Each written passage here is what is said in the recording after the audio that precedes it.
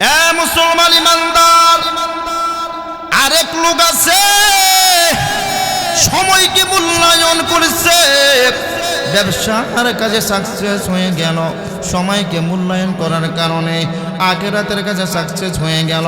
ভাইয়েরা আমার, একজন আল্লাহর ওলি, বিশাল বড় আল্লাহর ওলি, ওই আল্লাহর ওলি কি আরেকজন লোক যাইয়া বলে, ওগো আল্লাহর ওলি, আপনি আটা গুনো দেখা যায় রুটি বানাইয়া খাল্লা, এমনিতেই ওই আল্লাহর গোলাম আটা পানি দিয়া গুইল্লা শরবতের মতো খাইতেছে। আরেক বান্দা যাইয়া বলে, ওগো আল্লাহর ওলি, আপনি আটাগুলো রুটি বানাইয়া খান, তাহলে একটু মজা পাইবেন। ওই আল্লাহর ওলি আলিম ডাক দিয়ে বলে, ও ভাই, আমি সময়কে হিসাব করে দেখলাম, আমি যদি রুটি বানাইয়া রুটি খাই তাহলে আমার অনেক সময় লাগে। যতক্ষণ সময় আমি রুটি বানাইয়া খাবো ততক্ষণ সময় আমি আল্লাহর জিকির 70 বার করতে পারি। সুবহানাল্লাহ। যতক্ষণ আমি রুটি বানাবো, আগুন সেক দেব, আমি সুবহানাল্লাহ কয়েকশো বার পড়তে পারি। এর জন্য সময়কে মূল্যায়ন করি, আমি তাড়াতাড়ি সংক্ষিপ্তভাবে খেয়ে ফেলি। মুসলমান ইমানদার, সময়ের অনেক দাম। ওই সময়ের শপথ করে রব্বুল আলামিন বলেন, ইন্নাল ইনসানা লাফি খুসর, দুনিয়ার সমস্ত মানুষ হলো ক্ষতিগ্রস্ত। কিভাবে ক্ষতিগ্রস্ত? ভাইয়েরা আমার, ওই আবু বকর, ওই বেঈমান আবু বকরকে ডাক দিয়ে বলে, ওরে আবু বকর, তুমি বড় ক্ষতিগ্রস্ত হয়ে গেলা, আমি বড় লাভবান। মুসলমান ইমানদার, দুনিয়ার জমিনেও দেখা যায় আজকে যাদের টাকা আছে, পয়সা আছে, টাকাটাকেই চিনে, ওই বেঈমান তো টাকা চিনে। আবু বকর তো দুনিয়ার ক্ষেত্রে লাভবান না, আবু বকর আখিরাতের ক্ষেত্রে হলো লাভবান। ঠিক কিনা? আবু বকরের ব্যাপারে শুনেন, এমন দানশীল ছিল আমার ভাইয়েরা, সম্পদ ছিল। তাফসীরের কিতাবের মধ্যে আসছে 9 জন গোলামকে হযরত আবু বকর টাকা দিয়া খরিদ কইরা 9 জন গোলামকে আজাদ করেছে। আমার ভাইয়েরা, তো টাকা থাকে কিভাবে? সব তো আল্লাহর ফান্ডে জমা। 9 নাম্বার যেই গোলামটা, উনি হলো হযরতে বেলাল রাদিয়াল্লাহু তাআলা আনহু। ও কুড়িগ্রামের মুসলমান, হযরত আবু বকর রাস্তা দিয়ে হাইটা যায়, এমন সময় আবু বকরের সামনে উমাইয়া ইবনে খালদ হযরত বেলাল রাদিয়াল্লাহু তাআলা আনহুকে গলার মধ্যে রশি লাগাইয়া, কোটের লেজের মধ্যে রশি লাগাইয়া হযরত বেলাল কি ওই বেঈমান উমাইয়া ইবনে খালদ বিশাল বড় মরুভূমিতে দেও নাই, আর বেলালের শরীরে তারের বেত দিয়ে আঘাত করে। হযরত বেলাল চিৎকার মেরে ডাক দেয়, আল্লাহ আল্লাহ বলে ডাক দেয়। আবু বকর বেলালের সামনে দিয়ে যায়, আবু বকর ডাক দিয়ে বলে, বেলাল রে, আল্লাহকে আস্তে ডাক দিল শোনে, আল্লাহকে জোরে ডাক দিল শোনে। ওরে বেলাল, আল্লাহকে তুমি আস্তে বলে ডাক দাও, এত জোরে ডাক দেওয়ার দরকার নাই, আমার আল্লাহ আস্তে ডাক দিল শোনে। তাকাইয়া দেখো রে বেলাল, তোমার শরীরটা বেঈমানেরা মেরে রক্তাক্ত করে দিল, তোমার শরীরটা লাল হয়ে গেল। ও মুসলমান, ওরে যুবক, ও পর্দার আড়ালের মা, শুনে নাও, উমাইয়া ইবনে খালদ হযরত আবু বকরকে ডাক দেন, আবু বকর, বেলালের জন্য বুঝে তোমার মায়া হয়, এত যদি মায়া হয় বেলালকে কিন্না নিয়ে যাও, বেলালকে আজাদ করে ফেলো। ভাইয়েরা আমার, হযরত আবু বকরের বড় মায়া লাগছে। হে মুসলমান, আল্লাহর নবী দরবারে যাইয়া আবু বকর ডাক দিয়ে বলে, ওগো আল্লাহর নবী, বেলালের অবস্থা ভালো না, বেলালের অবস্থা ভয়ঙ্কর, বেলালকে মেরে মেরে বেলালকে মনে হয় দুনিয়া থেকে বিদায় করে দিবে। হে মুসলমান, আল্লাহর হাবিব হযরত বেলালকে, হযরত আবু বকরকে ডাক দে বলে, আবু বকর, পারবানি আমার বেলালকে তুমি খরিদ আমি মুহাম্মদ তোমার সাথে শামিল থাকব। আরে আবু বকর, আমার বেলাল বড় আল্লাহওয়ালা, আমার বেলাল বড় ইমানদার। আরে আবু বকর, আমার বেলাল কত বড় ইমানদার। জমিনে বেলাল আল্লাহকে ডাক দেয়, আমার আল্লাহ আসমানে থাইকা বেলালের ডাকের জবাব দেয় সুবহানাল্লাহ। ভাইয়েরা আমার, হযরত বেলাল রাদিয়াল্লাহু তাআলা আনহু একদিন আজাদ হওয়ার পর আল্লাহর নবী সাহারি খাইতেছে, শেষ সময় সাহারি, একবারে সময় প্রায় শেষ। আল্লাহর নবী ডাক দিয়ে বলে, ও বেলাল। হযরত বেলাল আল্লাহর নবী সাহারি খায়, আর বেলাল একবার চক্কর মাইরা ওদিক থেকে ওদিক যায়, ওদিক থেকে ওদিক যায়। আল্লাহর নবী ডাক দিয়ে বলে, বেলাল, সেহরির সময় কি এখনো আছে না শেষ? তখন তো ঘড়ির সিস্টেম ছিল না। আল্লাহর নবী এই কথা বলার পর হযরত বেলাল ডাক দিয়ে বলে, ইয়া রাসূলুল্লাহ, সেহরি খাওয়ার সময় এখনো আছে, আপনি খান। আসলে সেহরি খাওয়ার সময় নাই, সময় শেষ হয়ে গেছে। ভাইরা আমার, আল্লাহর হাবিব এই কথা বলার পর পয়গম্বর ডাক দে বলে, বেলাল রে, সেহরি খাওয়ার সময় আছে নাকি? বেলাল বলি, ইয়া রাসূলুল্লাহ, সময় আছে, আপনি খান। আসলেই সময় নাই। আমার আল্লাহ সাথে সাথে জিবরাইল আলাইহিস সালাতু ওয়াস সালামকে নবীর কাছে পাঠাইলেন। পাঠানোর পর জিবরাইল পয়গম্বরকে ডাক দিয়ে বলে, ও পয়গম্বর, আসলে সেহরি খাওয়ার সময় শেষ, সময় কিন্তু আর নাই। কিন্তু বেলাল যেহেতু বলল সময় আছে, আজকের জন্য বেলালের কথার সাথে আমার আল্লাহ একমত হইয়া শুধু আজকের জন্য আপনার সেহরির সময় আল্লাহ বাড়িয়ে দিয়েছে। কেমন ভালোবাসে হযরত বেলালকে। ভাইয়েরা আমার, ইমানদার হতে হবে কার মতো? হযরত বেলালের মতো। কার মতো বলেন? ভাইয়েরা আমার, সেই বেলালকে আল্লাহর নবী অনেক ভালোবাসতেন, আল্লাহ অনেক ভালোবাসতেন। হযরত আবু বকর হযরত বেলালকে খরিদ করে ফেললেন, গোলাম থেকে আজাদ করে ফেললেন। আমার ভাইয়েরা, ওই বেঈমান আবু বকরকে ডাক দিয়ে বলে, আবু বকর, তোমার ওই বেঈমান কই কেমন ভালো? হে আবু বকর, ব্যবসা আবার কেমন করে ভালো হয়? তুমি তো ক্ষতিগ্রস্ত হয়ে গেলা, তোমার ব্যবসা লস। আমার আল্লাহ বলে, না, আমার আবু বকর ক্ষতিগ্রস্ত না, দুনিয়ার সব মানুষ ক্ষতিগ্রস্ত। আমার ভাইয়েরা, দুনিয়ার সব মানুষ ক্ষতিগ্রস্ত মানি?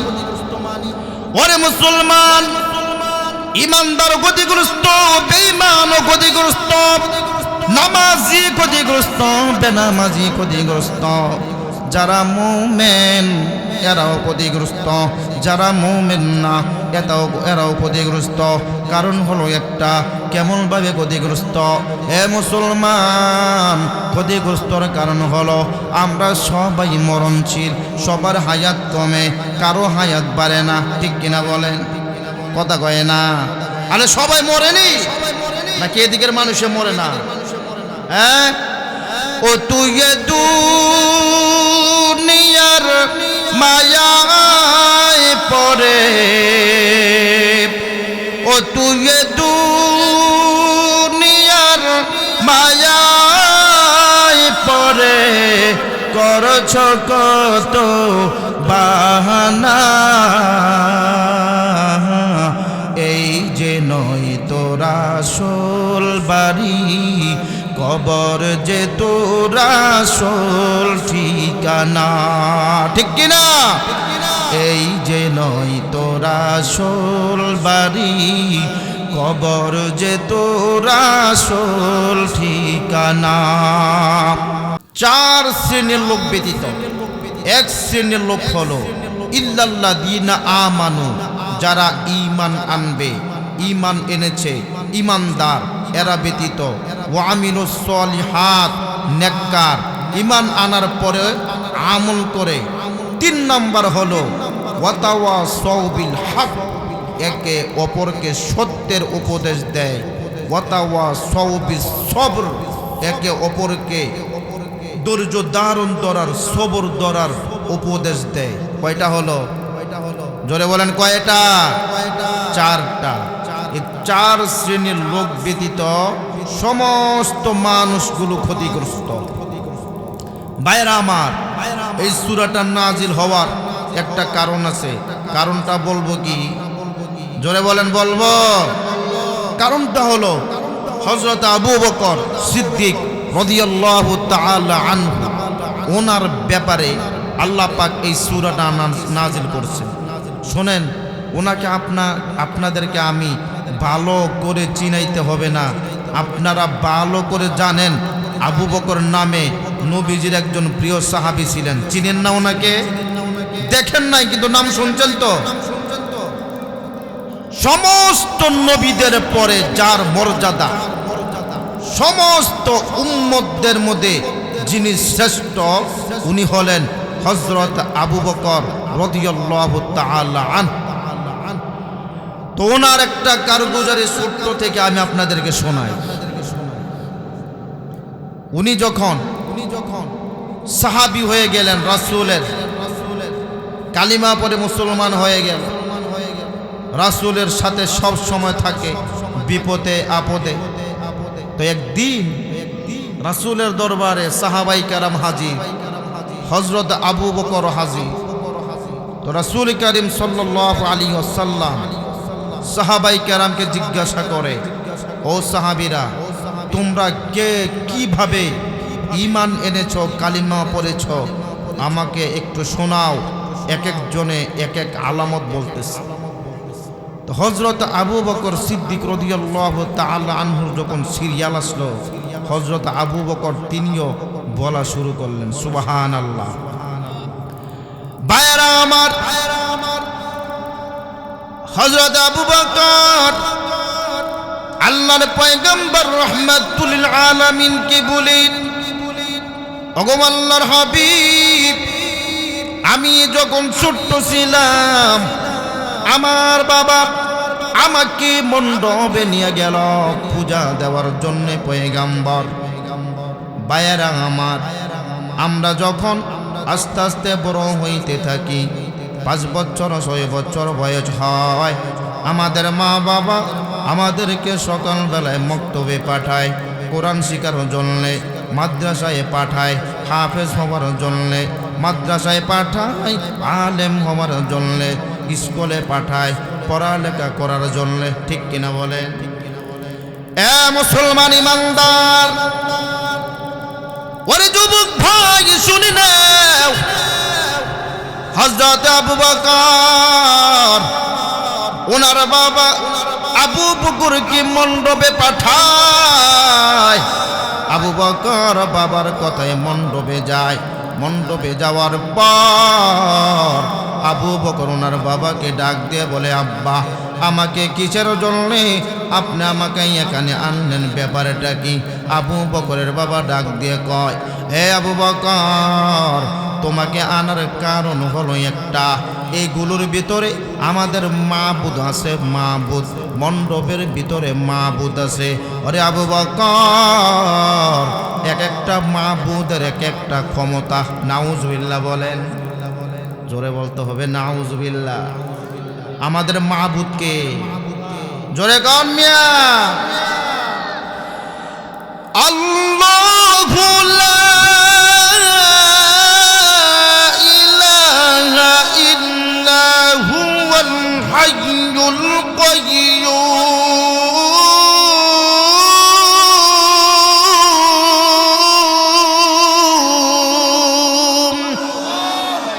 ভাইরা আমার, আমাদের মাবুদ হলেন আল্লাহ। ক্ষমতা দেওয়ার মালিক হলো আল্লাহ, ক্ষমতা নেওয়ার মালিক হলো আল্লাহ।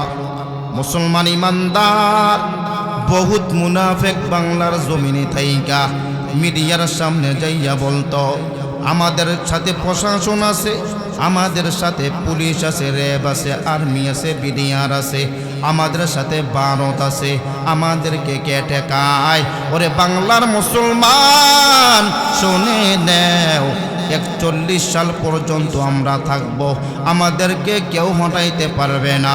আমার আল্লাহ জানাইয়া দেয়, না রে মুনাফিক না, 41 সাল আসতে হবে না, তোদেরকে বড় বড় হামান কামান দিয়া সরানো হবে না।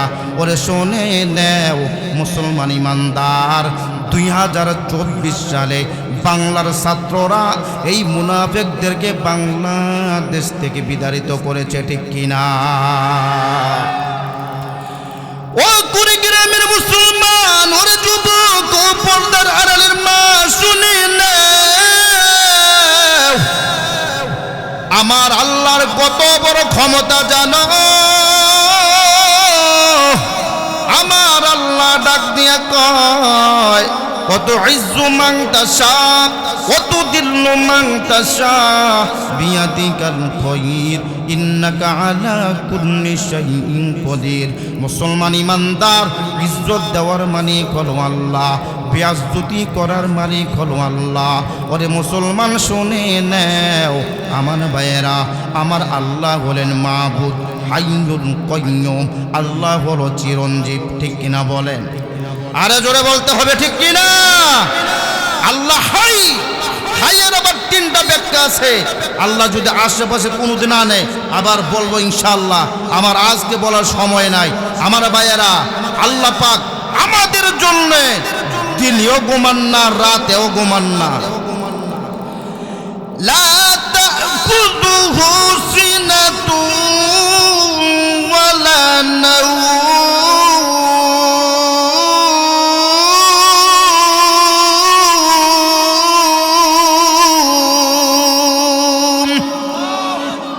এ মুসলমান ইমানদার,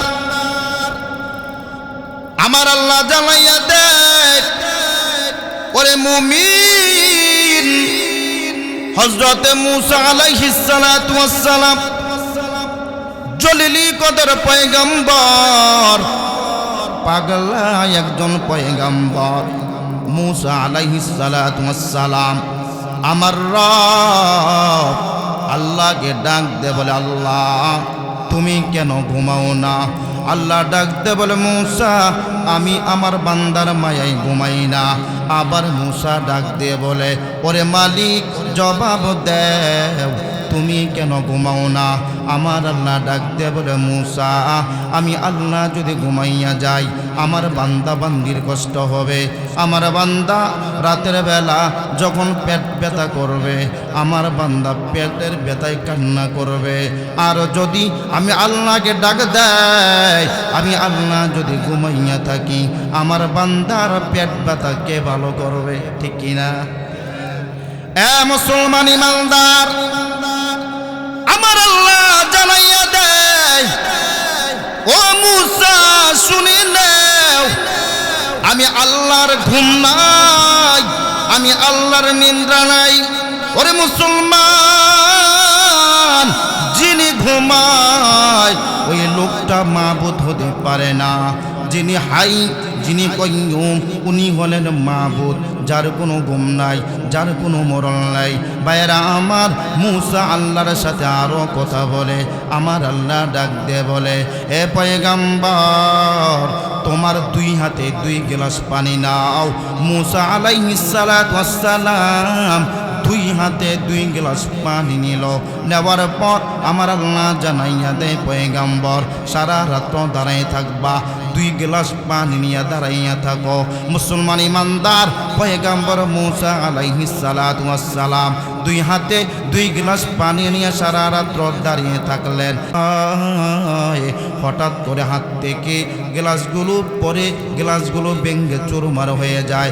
মূসার ঘুম চলে আসলো, গ্লাসগুলো হাত থেকে জমিনে পড়ে গেল, গ্লাসগুলো ভেঙে গেল। ভাইরা আমার, ওরে যুবক ভাই শুনে নাও, আমার আল্লাহ ডাক দিয়ে বলে, পয়গম্বর হাত থেকে গ্লাসগুলো ভেঙে দিলাম, মুসা আলাইহিস সালাতু ওয়াস সালাম ডাক দিয়ে বলে, আল্লাহ আমি ইচ্ছা করে ভাঙ্গি নাই। আমার আল্লাহ ডাক দিয়ে বলে, হে পয়গম্বর কেন ভেঙ্গে ফেললা, কারণটা কি?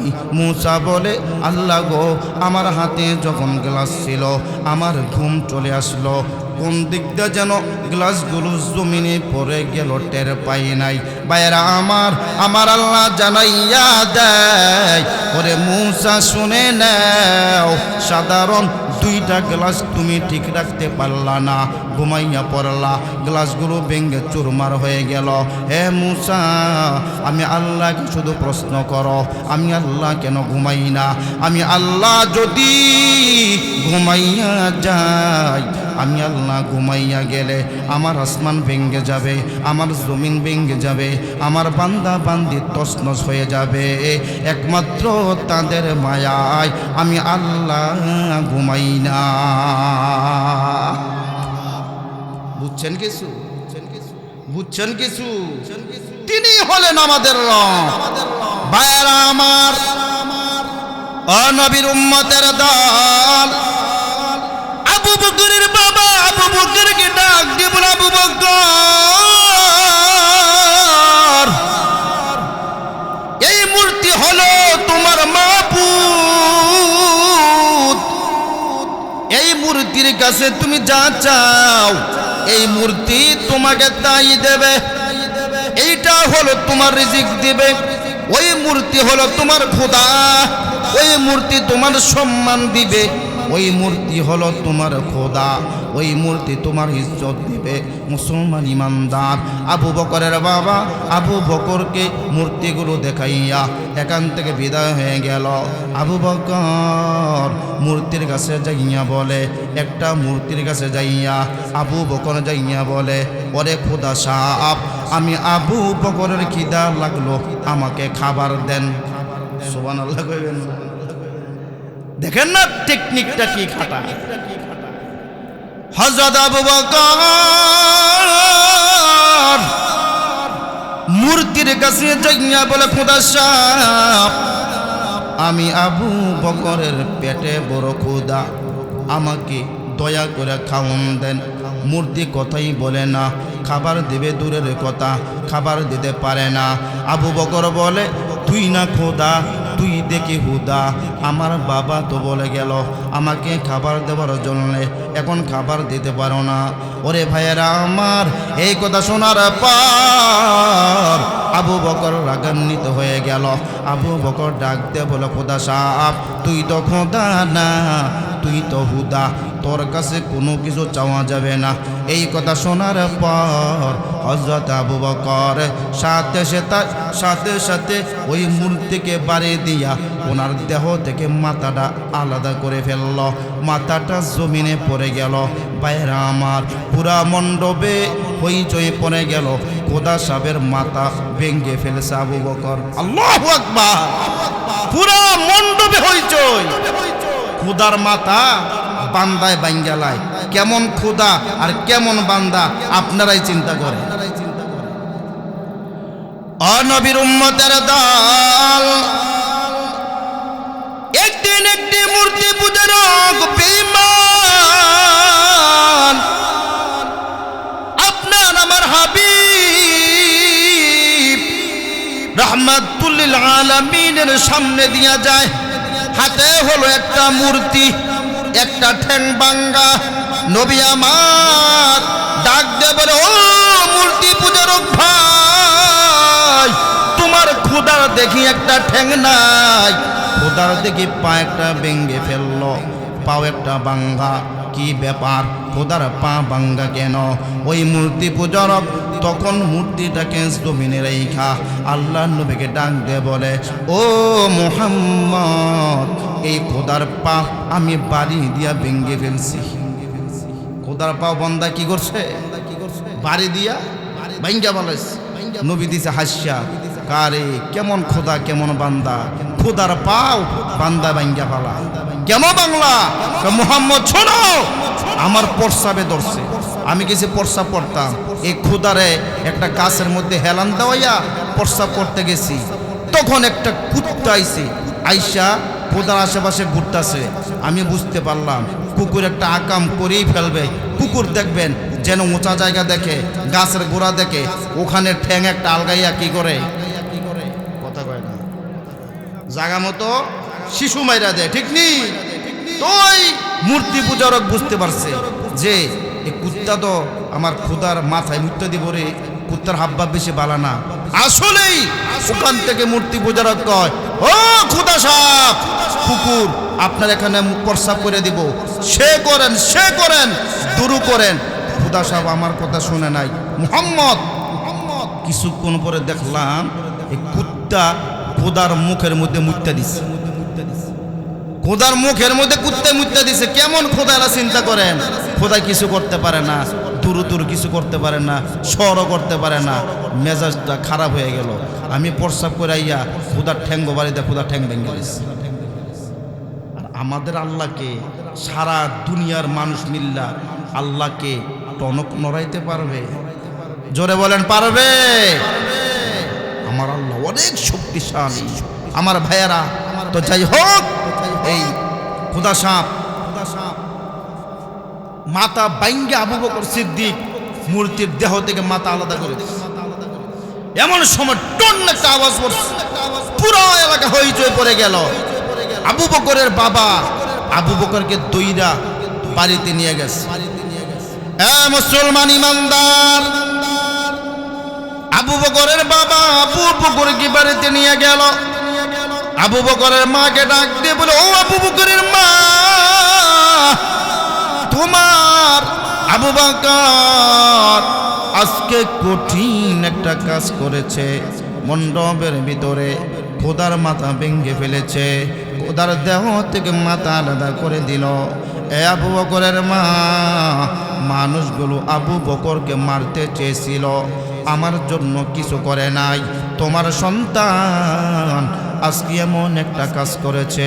আবু বকর অনেক বিশাল বড় অন্যায় করেছে, খোদার মাথা ফাটাইয়া দিছে, দেহ থেকে মাথা আলাদা করে দিছে খোদা সাহেবের। আমার ভাইয়েরা, আবু বকরের মা তখন আবু বকরের বাবাকে বলে, আমার আবু বকরের গায়ে কি হাত দিয়েছেন কিনা? বলে না, আবু বকরকে কিছুই করি নাই। ভাইয়েরা আমার, আবু বকরের মা ডাকতে বলেন, হে স্বামী শুনে নাও, আমার আবু বকর দুনিয়ার জমিনে যেদিন আগমন করেছিল, আপনি কি আমার পাশে ছিলেন? বলে না, আপনি তো আমার পাশে ছিলেন না। হে স্বামী শুনে নাও, আবু বকর যেই দিন আমার পেট থেকে জমিনে বের হয়ে গেল, হঠাৎ করে আসমান থেকে গাইবে আওয়াজ, ও আবু বকরের মা, এই সন্তান সাধারণ কোনো মানুষ নয়, এই সন্তানের নাম হলো আবু বকর। ওরে আবু বকরের মা, এই সন্তান সাধারণ কোনো মানুষ নয়। গাইবি আওয়াজ, আসমান থেকে গাইবি আওয়াজ, কে বা কারা যেন বলে, ওরে আবু বকরের মা, তোমার গর্ভ থেকে যে সন্তান বের হলো, এই সন্তান সাধারণ মানুষ নয়, এই সন্তানটা হলো আখির জামানার পয়গম্বরের বন্ধু, আখির জামানার পয়গম্বরের দোস্ত, আখির জামানার পয়গম্বর দুনিয়াতে একজন আসবে, ওনার যত উপকার হবে আবু বকরের দ্বারা। সুবহানাল্লাহ। এই কথা শোনার পর আবু বকরের বাবা একেবারে চুপ হয়ে গেল। ঠিকই তো, তাহলে তো আমার এই সন্তান সাধারণ কোনো মানুষ নয়, অবশ্যই দামি একটা মানুষ। ভাইরা আমার, হযরত আবু বকর এমন একজন ব্যক্তি, একমাত্র রাসূলের সাথে থাকার কারণে রাসূলের বন্ধু, দুনিয়াতেও বন্ধু ছিল, গাড়ে সাওয়ারেও বন্ধু ছিল, আবার কবরের জগতে রাসূলের রওজার সাথে পাশে কে ঘুমাইছে? আবু বকর। দুনিয়ার সঙ্গী, পরকালের সঙ্গী। কথা বলেন ঠিক কিনা? ভাইরা আমার, সেই আবু বকরের ব্যাপারে আল্লাহ পাক রব্বুল আলামিন এই সূরাটা নাজিল করছে। বলবো কিছু, কথা কয় না, বলবো কিছু। ভাইরা আমার, একজন বেঈমানের সাথে হযরত আবু বকরের পার্টনারে ব্যবসা ছিল। পার্টনারে ব্যবসা বুঝেন তো? মানে দুই চারজন একসাথে মিল্লা ব্যবসা করে। তো আবু বকর সিদ্দিক ভাবলেন, না আমি হইলাম মুসলমান আর এইটা হইল বেঈমান, কোন সময় কি কাজ করে বলা ঠিক আছে নি, তার সাথে ব্যবসা করা যাইব না। আস্তে আস্তে হযরত আবু বকর পিছপা হইলেন, আবু বকর পিছপা হইলেন, আবু বকর চলে আসলেন, তার সাথে আর ব্যবসা করলেন না। একদিন হঠাৎ করে ওই বেঈমানটা আবু বকরকে ডাক দিয়ে বলে, আবু বকর আপনার ব্যবসা কেমন চলছে, আপনার লাভবান না লস? হযরত আবু বকর বলে, আমি লাভবান। সুবহানাল্লাহ বলেন। তাফসীরের কিতাবের মধ্যে আসছে এক একজনে 40,000 করে দিরহাম পেয়েছিল। ব্যবসার যে লাভ, হযরত আবু বকর আল্লাহর রাস্তায় খরচ করতে করতে করতে করতে মাত্র 6,000 দিরহাম আছে। ওই বেঈমানটা হযরত আবু বকরকে ডাক দিয়ে বলে, আবু বকর, ওরে আবু বকর, আমি ব্যবসায় লাভবান। আবু বকর আপনার ব্যবসায় কেমন লাভ হয়েছে? আবু বকর বলে, ভালো। তখন ওই বেঈমানটা আবু বকরকে ডাক দিয়ে বলে, আবু বকর আপনার কত টাকা আছে, কত দিরহাম আছে? আবু বকর বলে, 6,000 দিরহাম। বাইরা আমার, ওই বেঈমান কয়, আবু বকর 40,000 দিরহাম পাইলাম, এখন আমি অনেক দিরহামের মালিক, আর তুমি তো 40,000 দিরহাম পাইলা, মাত্র 6,000 দিরহাম আছে, আবার বলো তুমি ব্যবসায় লাভবান? না না, তুমি লাভবান না, তুমি ক্ষতিগ্রস্ত, আমি হইলাম লাভবান। বাইরা আমার, এই কথা বলতে দেরি হয়, আমার আল্লাহ পবিত্র কুরআনের সূরা সব নাজিল করে দুনিয়ার মানুষকে জানাইয়া দেয়, ও মানুষ শুনে নাও, ইন্নাল ইনসানা লাফি কুস। আল্লাহ ডাক দিয়ে বলে, না না, আমার আবু বকর ক্ষতিগ্রস্ত না, আবু বকর ক্ষতিগ্রস্ত না, দুনিয়ার সব মানুষ ক্ষতিগ্রস্ত। সুবহানাল্লাহ। দুনিয়ার সব মানুষ ক্ষতিগ্রস্ত। ভাইরা আমার, শুধু আবু বকর ক্ষতিগ্রস্ত না।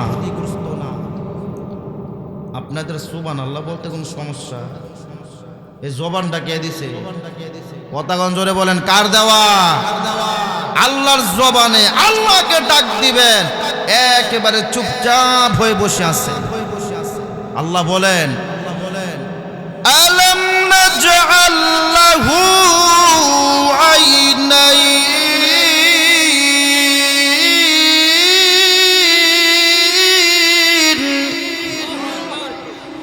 ওয়া লিসানান ওয়া শাফাতাইন।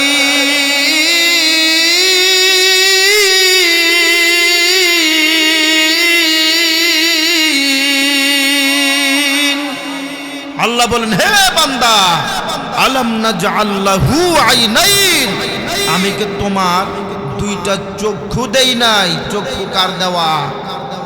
জোরে বলেন, আল্লাহর দেওয়া। ওয়া লিসান, একটা জিহ্বা, আমি কি আল্লাহ তোমাকে জিহ্বা দেই নাই? শাফাতাইন, আমি আল্লাহকে তোমাকে দুইটা ঠোঁট দেই নাই? এই দুইটা ঠোঁট না থাকলে, তাফসিরে ইবনে কাসিরের মধ্যে আসছে, এই দুইটা ঠোঁট না থাকলে আমি কথা বলতে পারতাম। জোরে বলেন, পারতাম? ভাইরা আমার, বলেন তো দেখি, মানুষের জিহ্বা বড় নাকি কুকুরের জিহ্বা বড়? জোরে কর। কুকুরের জিহ্বা বড় রে মুসলমান, আর মানুষের জিহ্বা হলো ছোট। জিহ্বা বড় হলে কি হবে? তারপরেও মানুষ কথা বলতে পারে, কুকুর কথা বলতে পারে না। কুকুর শুধু গাউ গাউ করে, মানুষ কথা বলতে পারে। আমার আল্লাহ মানুষকে কথা বলার যোগ্যতা দিলেন। এ মুসলমান, তাফসিরে কাসিরের মধ্যে, ইবনে কাসিরের মধ্যে লেখে, দুইটা ঠোঁট যদি মানুষের না থাকতো, কথা বলতে পারতো না। মানুষ মা বলে ডাকতে পারতো না, বাবা বাবা ডাকতে পারতো না, মা মা বলে ডাকতে পারতো না, মানুষ পানি পান করতে পারতো না। তাহলে শরবত খাইতো নাকি? আপনাদের প্রশ্ন হতে পারে যে ওদের পানি না খেলে কি হয়েছে? যেই পাট, ডিজিটাল পাট, এটা লাগাইয়া পাট দিয়া টান্না টান্না খামো। আরে ভাই, পাট দিয়া কি খাইবেন ঠোঁট না থাকলে? এবার দাঁতগুলো দেখা যাইতো, ঠুট না থাকলে যদি মুখে পাইপ লাগায় এইভাবে টান দিবেন তো পাম যাইব গা, এক ফোঁটা পানি ভিতরে যাইব, কথা কয় না, এক ফোঁটা পানিও ভিতরে যাবে না ঠুট না থাকলে। এইভাবে টান দিবেন আর পাম যাইব গা। এদিক দিয়ে কার দেওয়া? কার দেওয়া? জোরে বলেন। আল্লাহর দেওয়া। এর জন্য কথা বলতে হবে। ভাইরা আমার, কিছু কথা বলি এই সূরার ভিতর থেকে ইনশাআল্লাহ। 11টা বাজে গেছে, আর ঘন্টা খানি থাকবে তো ইনশাআল্লাহ। থাকবেন? নারায়ে তাকবীর। না জম্মে পড়ছেন ইনশাআল্লাহ, আলহামদুলিল্লাহ। কেউ যায়েন না, মুনাজাত করে তারপরে যাবো ইনশাআল্লাহ। হ্যাঁ, হিমেল ভাই কি ব্যস্ত মানুষ, উনি বৈশা আছে, উনি একজন ব্যস্ত মানুষ, উনি বৈশা আছে। আমরা তো ওনার মতো ব্যস্ত না। আমরা কি ইনশাআল্লাহ 1 ঘন্টা সময় এই জান্নাতের বাগানে দিতে পারবো না? পারবো তো ইনশাআল্লাহ। আল্লাহ আপনাদেরকে কবুল করুক। জোরে বলেন আমিন। আরো জোরে বলেন আমিন। ভাইরা আমার, ওয়াল আসর, আল্লাহ পাক শপথ করে বলেন, সময়ের শপথ। সময়ের অনেক দাম। এই দামি সময়টাকে নষ্ট করা যাবে না, আউলা জাউলা করা যাবে না। এই সময়ের অনেক দাম। আমাদের জিন্দেগিটা আল্লাহ পাক যতটুকু দিয়া দুনিয়ার জমিনে আমাদেরকে পাঠাইছেন, সময়ের প্রত্যেকটা সেকেন্ডের, মিনিটের, ঘন্টার আল্লাহর কাছে দাম আছে। বান্দা যদি সময়টাকে কাজে লাগায়, ওই সময়ের মূল্য বেড়ে যায়। ঠিক কিনা বলেন? ওরে মুসলমান ইমানদার, ও মুমিন, সময়কে যদি কাজে লাগানো হয়, কেউ যদি সময়কে চা দোকানে বইসা, বিভিন্ন আড্ডা ফাড্ডায় বইসা, বাজারে বইসা সময় কাটায়, এইটা সময় চলে যায়।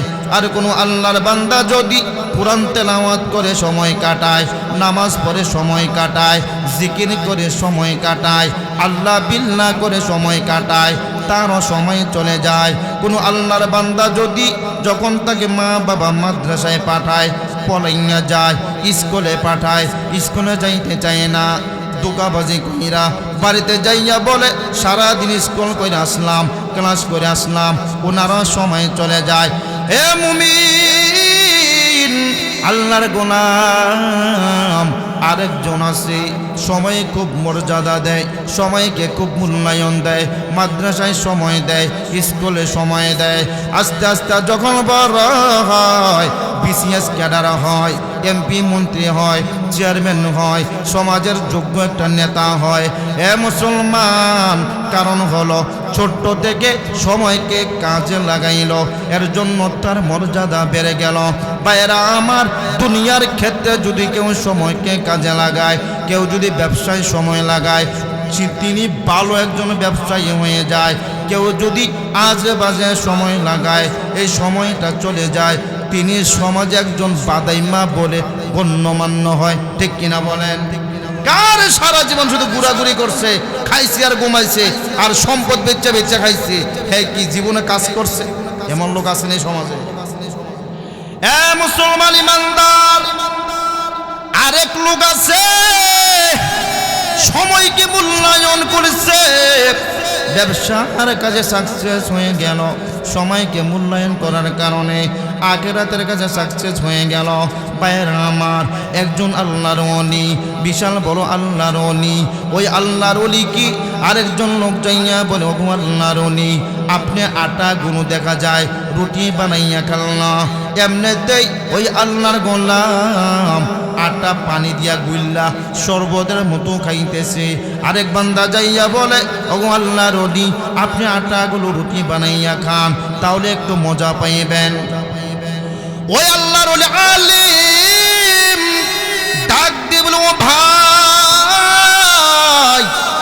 আমি সময়কে হিসাব করে দেখলাম, আমি যদি রুটি বানাইয়া রুটি খাই, তাহলে আমার অনেক সময় লাগে। যতক্ষণ সময় আমি রুটি বানাইয়া খাবো, ততক্ষণ সময় আমি আল্লাহর জিকির 70 বার করতে পারি। সুবহানাল্লাহ। যতক্ষণ আমি রুটি বানাবো আগুন সেক দেব আমি সুবহানাল্লাহ কয়েকশো বার পড়তে পারি। এর জন্য সময়কে মূল্যায়ন করি, আমি তাড়াতাড়ি সংক্ষিপ্তভাবে খেয়ে ফেলি। মুসলমান ইমানদার, সময়ের অনেক দাম। ওই সময়ের শপথ করে রব্বুল আলামিন বলেন, ইন্নাল ইনসানা লাফি খুসর, দুনিয়ার সমস্ত মানুষ হলো ক্ষতিগ্রস্ত। কিভাবে ক্ষতিগ্রস্ত? ভাইয়েরা আমার, ওই আবু বকর, ওই বেঈমান আবু বকরকে ডাক দিয়ে বলে, ওরে আবু বকর, তুমি বড় ক্ষতিগ্রস্ত হয়ে গেলা, আমি বড় লাভবান। মুসলমান ইমানদার, দুনিয়ার জমিনেও দেখা যায় আজকে যাদের টাকা আছে, পয়সা আছে, টাকাটাকেই চিনে। ওই বেঈমান তো টাকা চিনে। আবু বকর তো দুনিয়ার ক্ষেত্রে লাভবান না, আবু বকর আখিরাতের ক্ষেত্রে হলো লাভবান, ঠিক কিনা? আবু বকরের ব্যাপারে শুনেন, এমন দানশীল ছিল আমার ভাইয়েরা, সম্পদ ছিল। তাফসীরের কিতাবের মধ্যে আসছে 9 জন গোলামকে হযরত আবু বকর টাকা দিয়া খরিদ কইরা 9 জন গোলামকে আজাদ করেছে। আমার ভাইয়েরা, তো টাকা থাকে কিভাবে? সব তো আল্লাহর ফান্ডে জমা। 9 নাম্বার যেই গোলামটা, উনি হলো হযরতে বেলাল রাদিয়াল্লাহু তাআলা আনহু। ও কুড়িগ্রামের মুসলমান, হযরত আবু বকর রাস্তা দিয়ে হাইটা যায়। এমন সময় আবু বকরের সামনে উমাইয়া ইবনে খালদ হযরত বেলাল রাদিয়াল্লাহু তাআলা আনহুকে গলার মধ্যে রশি লাগাইয়া, ওটার লেজের মধ্যে রশি লাগাইয়া হযরত বেলাল কি ওই বেঈমান উমাইয়া ইবনে খালদ বিশাল বড় মরুভূমিতে দেও নাই, আর বেলালের শরীরে তারের বেত দিয়ে আঘাত করে। হযরত বেলাল চিৎকার মেরে ডাক দেয়, আল্লাহ আল্লাহ বলে ডাক দেয়। আবু বকর বেলালের সামনে দিয়ে যায়। আবু বকর ডাক দিয়ে বলে, বেলাল রে, আল্লাহকে আস্তে ডাক দিল শোনে, আল্লাহকে জোরে ডাক দিল শোনে। ওরে বেলাল, আল্লাহকে তুমি আস্তে বলে ডাক দাও, এত জোরে ডাক দেওয়ার দরকার নাই, আমার আল্লাহ আস্তে ডাক দিল শোনে। তাকাইয়া দেখো রে বেলাল, তোমার শরীরটা বেঈমানেরা মেরে রক্তাক্ত করে দিল, তোমার শরীরটা লাল হয়ে গেল।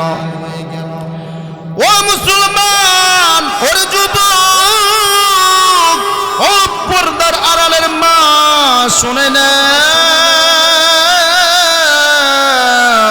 উমাইয়া ইবনে খালদ হযরত আবু বকরকে ডাক দেন, আবু বকর, বেলালের জন্য বুঝে তোমার মায়া হয়, এত যদি মায়া হয় বেলালকে কিন্না নিয়ে যাও, বেলালকে আজাদ করে ফেলো। ভাইয়েরা আমার, হযরত আবু বকরের বড় মায়া লাগছে। হে মুসলমান, আল্লাহর নবী দরবারে যাইয়া আবু বকর ডাক দিয়ে বলে, ওগো আল্লাহর নবী, বেলালের অবস্থা ভালো না, বেলালের অবস্থা ভয়ঙ্কর, বেলালকে মেরে মেরে বেলালকে মনে হয় দুনিয়া থেকে বিদায় করে দিবে। হে মুসলমান, আল্লাহর হাবিব হযরত বেলালকে, হযরত আবু বকরকে ডাক দে বলে, আবু বকর, পারবানি আমার বেলালকে তুমি খরিদ করে দিতে? ওরে আবু বকর, আমি মুহাম্মদ তোমার সাথে শামিল থাকব। ওরে আবু বকর, আমার বেলাল বড় আল্লাহওয়ালা, আমার বেলাল বড় ইমানদার। ওরে আবু বকর, আমার বেলাল কত বড় ইমানদার। জমিনে বেলাল আল্লাহকে ডাক দেয়, আমার আল্লাহ আসমানে থাইকা বেলালের ডাকের জবাব দেয়, সুবহানাল্লাহ। ভাইয়েরা আমার, হযরত বেলাল রাদিয়াল্লাহু তাআলা আনহু একদিন আজাদ হওয়ার পর আল্লাহর নবী সাহারি খাইতেছে, শেষ সময় সাহারি, একবারে সময় প্রায় শেষ। আল্লাহর নবী ডাক দিয়ে বলে, ও বেলাল। হযরত বেলাল আল্লাহর নবী সাহারি খায়, আর বেলাল একবার চক্কর মাইরা ওদিক থেকে ওদিক যায়, ওদিক থেকে ওদিক যায়। আল্লাহর নবী ডাক দিয়ে বলে, বেলাল, সেহরির সময় কি এখনো আছে না শেষ? তখন তো ঘড়ির সিস্টেম ছিল না। আল্লাহর নবী এই কথা বলার পর হযরত বেলাল ডাক দিয়ে বলে, ইয়া রাসূলুল্লাহ, সেহরি খাওয়ার সময় এখনো আছে, আপনি খান। আসলে সেহরি খাওয়ার সময় নাই, সময় শেষ হয়ে গেছে। ভাইরা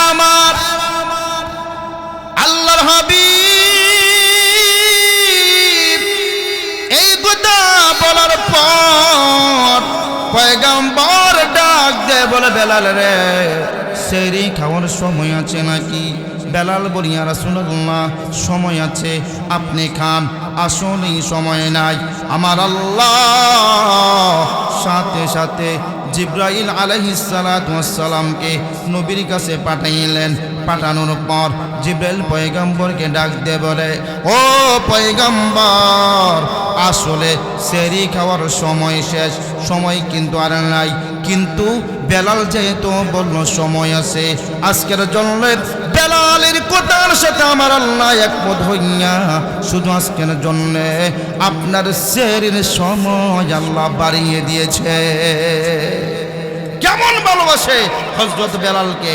ভাইয়েরা আমার, ইমানদার হতে হবে কার মতো? হযরত বেলালের মতো। কার মতো বলেন? ভাইয়েরা আমার, সেই বেলালকে আল্লাহর নবী অনেক ভালোবাসতেন, আল্লাহ অনেক ভালোবাসতেন। হযরত আবু বকর হযরত বেলালকে খরিদ করে ফেললেন, গোলাম থেকে আজাদ করে ফেললেন। আমার ভাইয়েরা, ওই বেঈমান আবু বকরকে ডাক দিয়ে বলে, আবু বকর, তোমার ওই বেঈমান কই কেমন ভালো? হে আবু বকর, ব্যবসা আবার কেমন করে ভালো হয়? তুমি তো ক্ষতিগ্রস্ত হয়ে গেলা, তোমার ব্যবসা লস। আমার আল্লাহ বলে, না, আমার আবু বকর ক্ষতিগ্রস্ত না, দুনিয়ার সব মানুষ ক্ষতিগ্রস্ত। আমার ভাইয়েরা, দুনিয়ার সব মানুষ ক্ষতিগ্রস্ত মানি? ওরে মুসলমান, ইমানদার ক্ষতিগ্রস্ত, বেঈমান ক্ষতিগ্রস্ত, নামাজি ক্ষতিগ্রস্ত, বেনামাজি ক্ষতিগ্রস্ত। যারা মুমিন এরাও ক্ষতিগ্রস্ত, যারা মুমিন না এরাও ক্ষতিগ্রস্ত।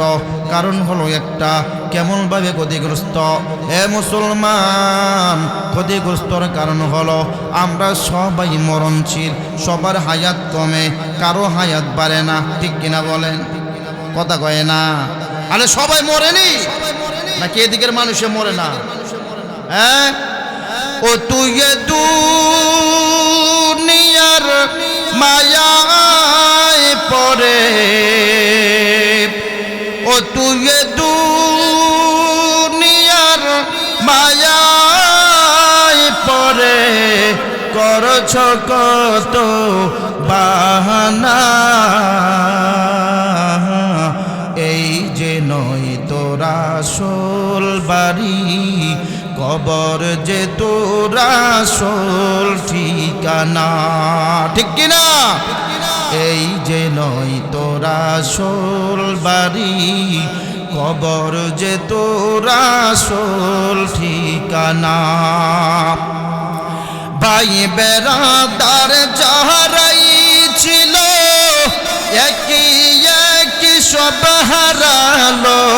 ভাই বেরাদার যাহারাই ছিল, একই একই সব হারালো। তুমি আমি কেউ রব না, তুমি আমি কেউ রব না, দিতে হবে রওনা।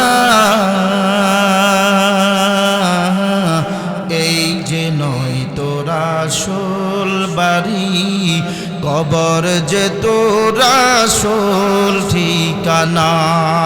ঠিক কিনা? এ মুসলমান, বাংলাদেশের প্রাইম মিনিস্টার যিনি তিনবার জনগণের ভোটে প্রধানমন্ত্রী হয়েছিল, আল্লাহর বান্দি, আল্লাহর ডাকে সাড়া দিয়ে কবর দেশে চলে গেছে। ওনার মতো মানুষ বাংলার জমিনের প্রধানমন্ত্রী থাকতে পারে নাই। আমার ভাইয়েরা, যারা অসহায়, গরিব, এতিম, মিসকিন, ভিক্ষুক, আমরাও থাকতে পারবো না। ঠিক কিনা বলে মুসলমান ভাইয়েরা আমার? আল্লাহ জানাইয়া দেয়, ওরে দুনিয়ার মানুষ, ইন্নাল ইনসানা লাফি খুস। এই ক্ষেত্রে হলো দুনিয়ার সব মানুষ ক্ষতিগ্রস্ত।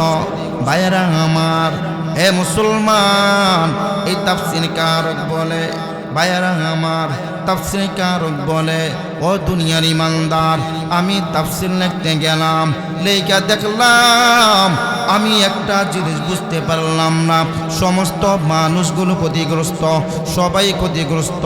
এই ব্যাখ্যা আমি বুঝলাম না।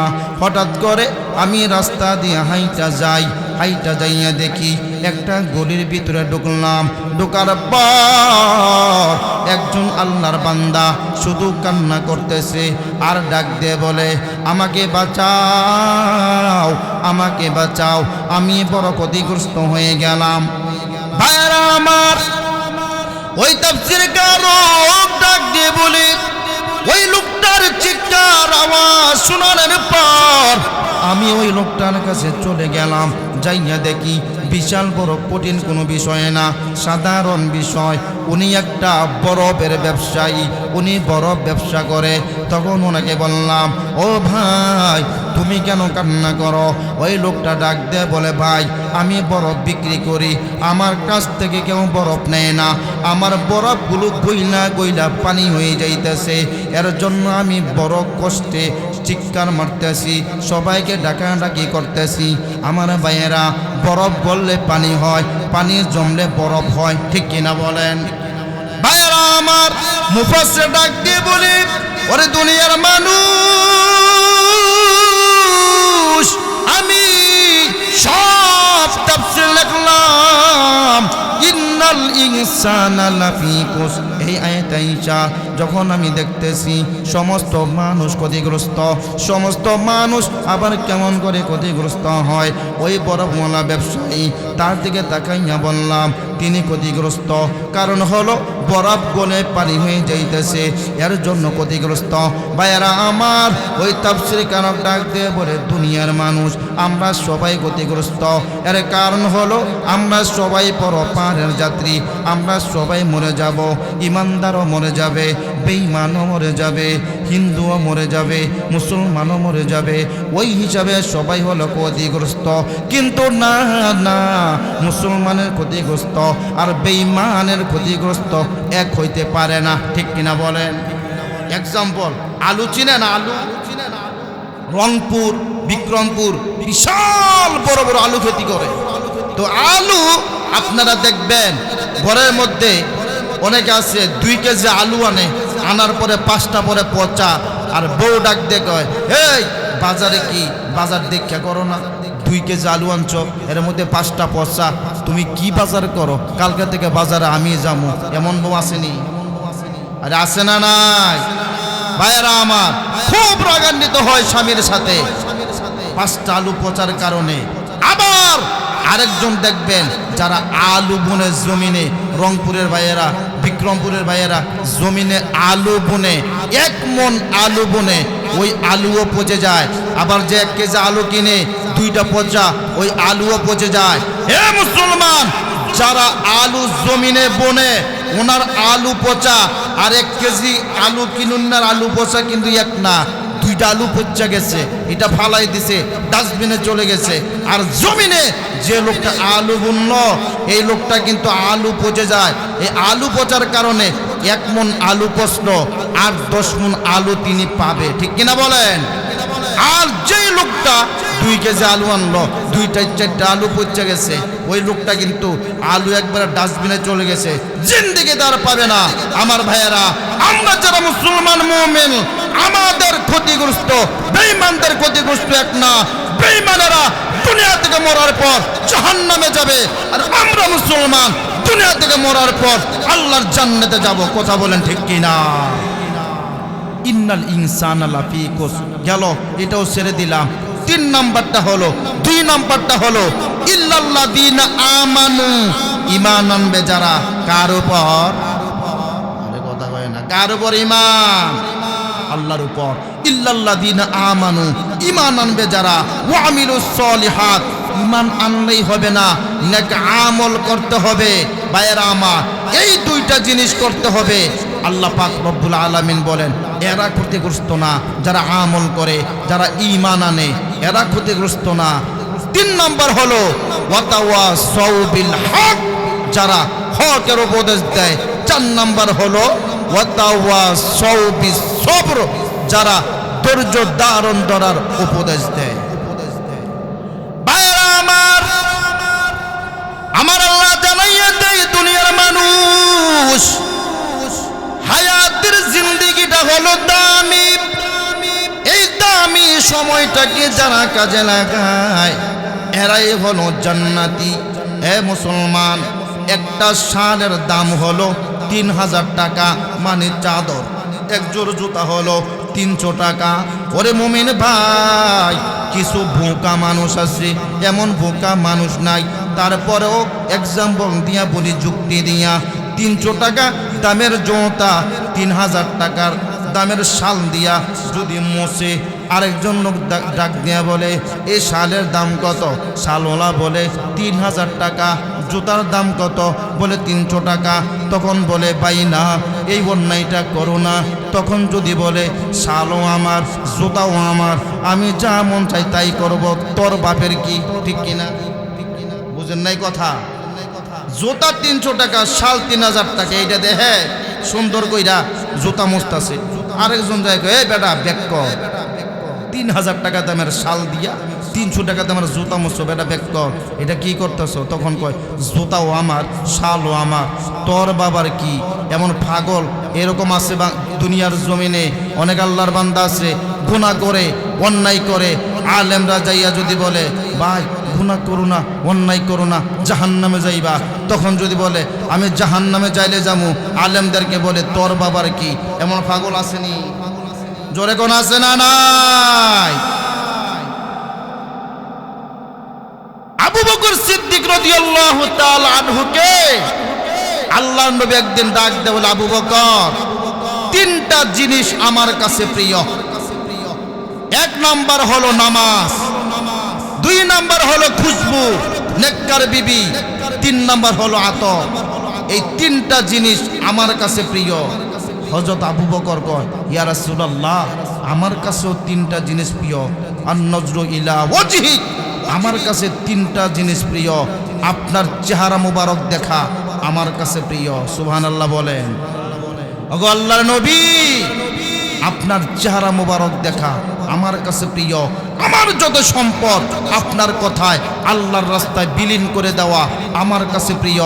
3 নাম্বার হলো আমার মেয়ে আয়েশাকে আপনার কাছে বিবাহ দেওয়া আমার কাছে প্রিয়।